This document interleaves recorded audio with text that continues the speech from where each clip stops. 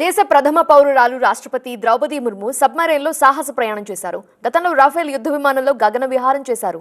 ఈసారి సముద్రపు లోతు చూశారు. రాష్ట్రపతి ద్రౌపది ముర్ము జలాంతర్గామిలో ప్రయాణించారు. కర్ణాటకలోని కార్వార్ నేవీ బేస్కి వెళ్లి అక్కడి నుంచి ఐఎన్ఎస్ వాగ్షీర్లో ప్రయాణించారు. రాష్ట్రపతి వెంట chief of navy staff admiral Dinesh K Tripathi కూడా ఉన్నారు. ఈ కల్వరీ క్లాస్ సబ్మెరైన్ పూర్తి స్వదేశీ పరిజ్ఞానంతో తయారైంది. జలాంతర్గామిలో ప్రయాణించిన రెండవ రాష్ట్రపతిగా ముర్ము నిలిచారు. గతంలో అబ్దుల్ కలాం సబ్మెరైన్లో ప్రయాణిస్తే ఇప్పుడు ముర్ము ఐఎన్ఎస్ వాగ్షీర్లో ప్రయాణించారు.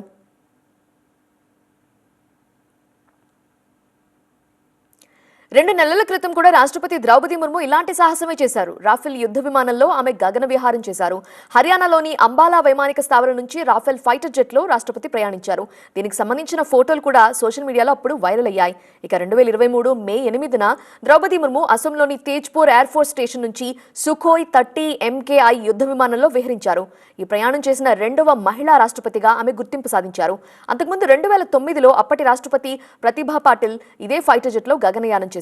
మాజీ రాష్ట్రపతి అబ్దుల్ కలాం కూడా 2006లో పుణే వాయుసేన స్థావరం నుంచి సుఖోయ్ 30 యుద్ధ విమానంలో విహరించారు.